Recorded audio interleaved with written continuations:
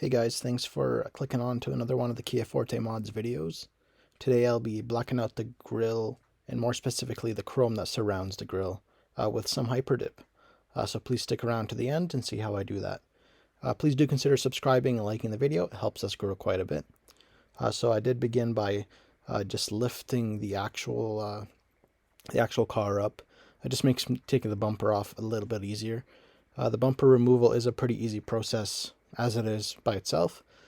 So it's just actually a few different push button kind of connectors and a 10 millimeter socket. And then these guys here are also 8 millimeters, I believe, and they get removed as well. And then on the very bottom of the actual bumper itself, there's some more push button connectors that you got to remove. I believe there's about 6 of them. And then from there, it's a pretty easy process. You just actually pull the bumper out near the sides where the tires are. You'll hear some clicking, and then it'll detach.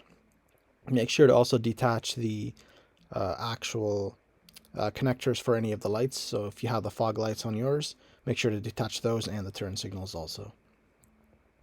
So with HyperDip, it's a super easy process, and I just like to tape around where I'm going to be painting. You do have to leave just a little bit of space between what you want to be painted and the tape, just so that you have a little bit of clearance to actually pull the HyperDip off. So as long as there's some sort of a space between the HyperDip and the tape, you'll be able to pull it off no problem. It'll cut itself. So I begin by just putting a tack coat at first, something really light, just to get started. And I did 3 of these light coats, and I waited about 10 minutes in between each one. So here I'm doing the second one also, and it'll eventually even out with the wetter coats. This is just so the wetter coats have something to grab onto when the time comes to spray them. So it doesn't look as even right now, but it will definitely even out. And a big thing with HyperDip, you have to make sure that there isn't as much of a breeze outside and the humidity is low. So I believe this is after the first wet coat that I've done, and it's beginning to even out quite a bit. And we'll be getting there. So between the wet coats, I did wait 15 minutes just so to give them a little bit more time to dry. And here, this is after the final wet coat. I waited an hour, and then I've just started to begin to remove the actual tape.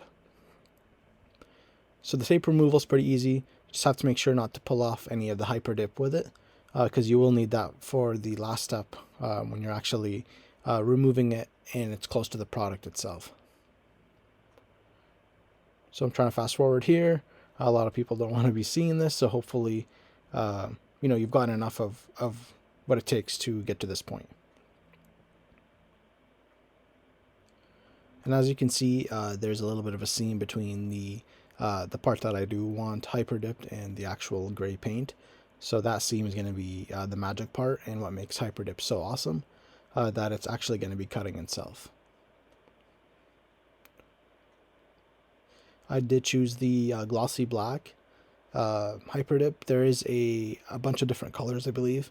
There's a matte black, and then there's I believe there might be a bronze and an anthracite, if I'm not wrong. So definitely check out HyperDip online and DipYourCar. So this is what I meant by leaving a little bit of space. So just pick up enough of it and start pulling slowly, and you'll see that seam will actually provide a nice cut along the paint.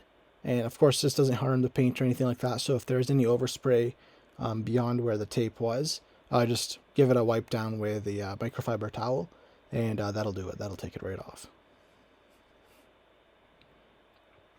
So here I'm just slowly going around the portion of the grill that I had HyperDipped, and it's coming off nice and easily, I guess. And I think it's starting to already look really good.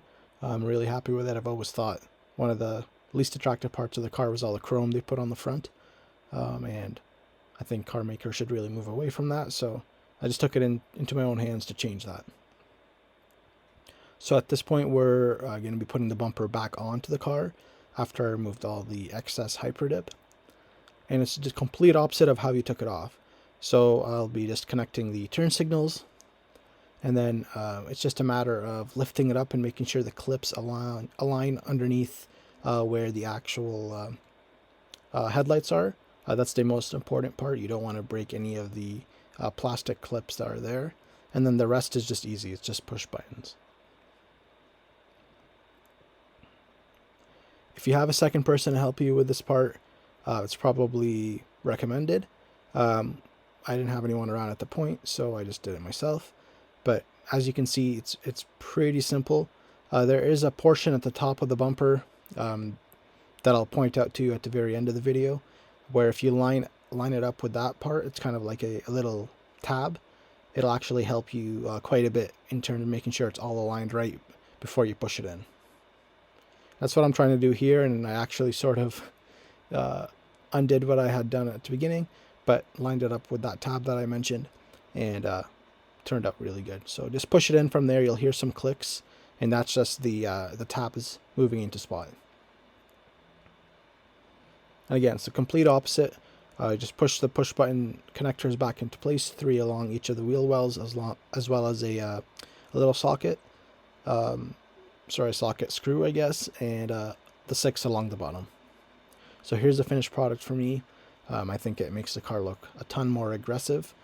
Please do stick around. I have a lot more videos coming up regarding the front end of the car.